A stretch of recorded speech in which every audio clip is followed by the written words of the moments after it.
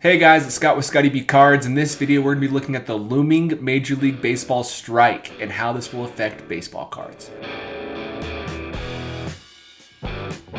So if you didn't know, on December 1st, 2021, the CBA between Major League Baseball and the Players Association is coming to an end. This means if they do not get something signed between now and December 1st, there will be a lockout. A lockout is essentially when day-to-day operations for between the two cease. Free agency will be put on hold, and if the lockout lasts long enough into the regular season, then baseball itself will be put on hold. This happened in 1994, and it was a really big deal. It kind of killed the popularity of baseball until, the steroid users came and really brought it back. But overall, this has happened very commonly throughout the history of Major League Baseball. In the 70s and 80s, it was a very common practice for lockouts to happen. Nowadays, however, because of the 1994 strike, people are very worried about it. So we're going to be talking about this strike and how it affects baseball cards and how the 1994 strike not just affected baseball cards, but sports cards in general. So the first thing I want to show is this is all the news right now. If you look at Major League Baseball strike or Major League Baseball lockout, you will see this. So a lockout does not mean a strike's going to happen. It just means that if they don't resolve it, it will happen. Like as you can see right here, ESPN, Call to the Pen, all these different people are talking about this report that's happening. There were a couple GMs who were making moves as fast as they can before free agency possibly gets put on hold and a couple other things. So it is looming. There's a chance it doesn't happen, but that chance is very, very small. And so I think as a sports card, baseball card collector and investor, I would move forward as if it's going to be happening on December 2nd, 2021. So let's talk about the 1994 strike. I don't want to get into too deep on the politics of what happened just because that's a whole video in and of itself, not baseball card related. But essentially, there was no postseason. The season ended in August. I think it was Tony Gwynn was up around 400. The Expos had like their best season ever and could have won the World Series, but because the season was canceled, we don't know what happened. A lot of players like Griffey and all these other Hall of Famers didn't get all the stats they could have because of this strike. Either way, this strike really hurt baseball's popularity in the eyes of the nation. If we actually look at the 1994 strike, this is after. So essentially, it got really bad. Congress stepped in. I think it was Bill Clinton at the time, was essentially calling for baseball to get its stuff back together because it was a bigger part of society than it is now. But this is an article that was released on April 13th, 1995. This was right after everything was cleared up and everything was good to go. With the start of the Major League Baseball season less than 2 weeks away, trading card makers are looking to rebound from the 234-day baseball strike that has shrunk their business by as much as a 75%.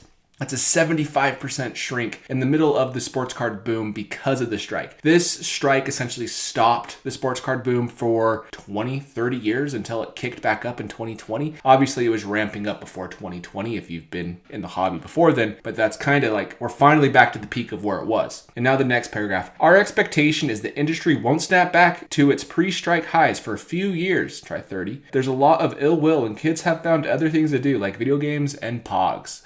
So pogs will not be an issue this time around. But there are other distractions. There's other things that can distract. Video games are still important today, still popular. Cards in general are physical items. There's NFTs, whatever else. So if this were to happen, who knows? Maybe people will turn to NFTs or other sports and baseball cards will shrink. Topps went from 12 cards in a pack for 79 cents to 15 cards for $1.29. They must have figured they lost so many of their customers that they'll stick it to the people who feel they must absolutely buy their cards. So essentially, this is what's happening now. They're raising prices on retail. I told my dad about it and he was saying, man, they really don't care about the kids. And it's not that. It's they want to keep stock on shelves. But either way, it's funny that same argument's still happening now that we're attacking the people who are real collectors. Collectors have also been turned off in recent years by the company's past practices of overproduction increasing the number of sets. That sounds really familiar. But Krudik said that Fleer's 1995 revenues will be down about 70% to $30 million this year. This year is mostly a wash. Overall, there's some very interesting parallels between both, with print runs going up, with distractions happening, and I don't think there would be a 75% loss overall in the sports card market, but possibly in baseball. So why is this happening? I'll go really quick because I want to talk about cards. So anti-tanking rules, players don't want tanking, which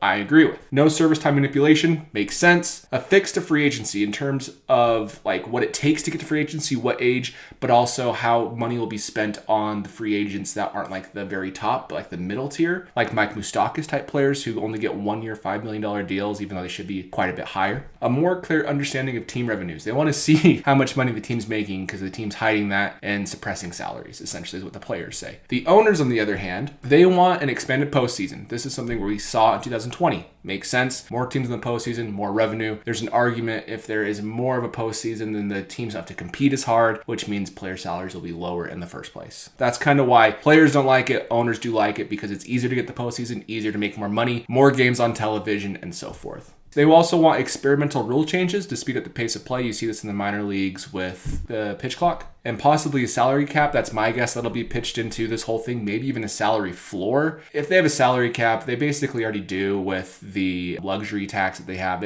Everybody treats it as a salary cap. And also more control over the union like other major sports leagues. And all of these things are hitting each other, and that's why this might be a strike. I don't know if it will be, but these will be very hard hurdles to pass for both sides. So let's talk about what happens to the minor leagues. What happens to all your prospects? What happens to Julio Rodriguez Bowman Chrome autographs that you just spent $3,000 on? Minor leagues will still happen. That's the good thing. They aren't a part of the MLB Players Association. So let's say there's a strike, the minor leagues will still be there, which actually really helps minor league cards, which is good for people who prospect.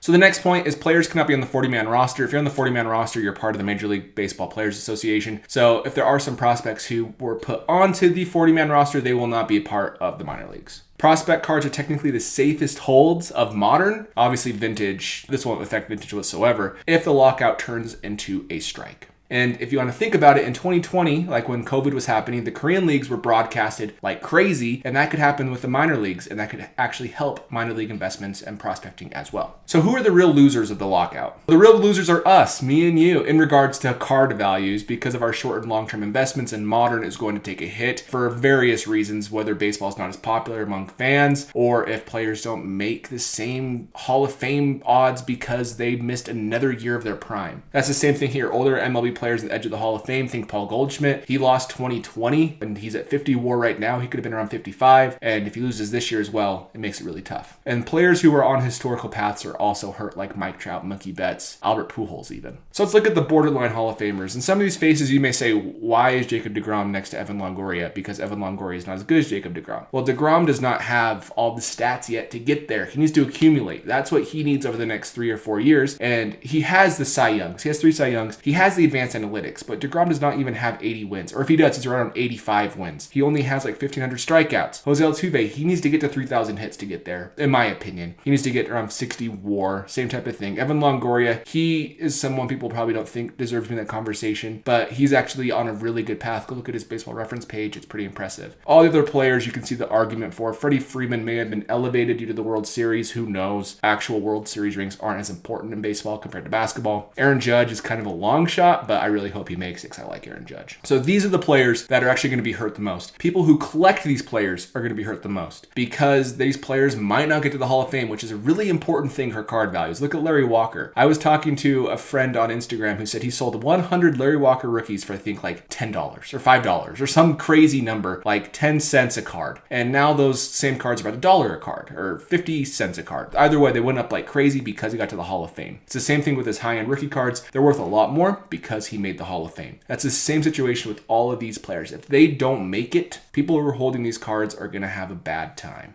What about players on a historical path? So I wanted to put Juan Soto to 600 home runs because I think his power will develop, but where he's 22 and he has around 100 already, it's possible to get to 600, but I put 500 so nobody would get mad at me in the comments. Mookie Betts is at 50 WAR at age 28. He realistically could have 90, but if he misses prime year where he should have like 8 WAR next year, that's going to be a lot harder. Trout, he missed 2020. Well, everybody missed 2020, but in the historical perspective, missing 2020 really hurt him in comparison to the other all-time greats. And then he missed 2021 just because of the calf injury. But if he misses 2022, yeah, that argument's done. It's closed. There's other players. Willie Mays is better. You know what I'm saying. Albert Pujols, he's trying to play one more year, get to 700 home runs. One of the 6 players all-time ever get to 700 home runs. And lastly, Max Scherzer, he's estimated by Fangraphs to finish around 3,800 strikeouts. He has a chance for 4,000 if he pitches well for the next 4 years. And he could miss out on that if he misses his age 37 season. These players will also hurt. These numbers are important in the long-term thing of baseball. Obviously, players in the 50s and 40s and even maybe not the 60s, but these players who had to serve in the wars and all these things, they also miss time. I understand that. But either way, in the long run, 40 years from now, it's going to be looked at as like, hey, Mike Trout, he has these numbers and these statistics, and Willie Mays has these numbers. They're not going to care about the COVID-shortened season or consider that when comparing their numbers.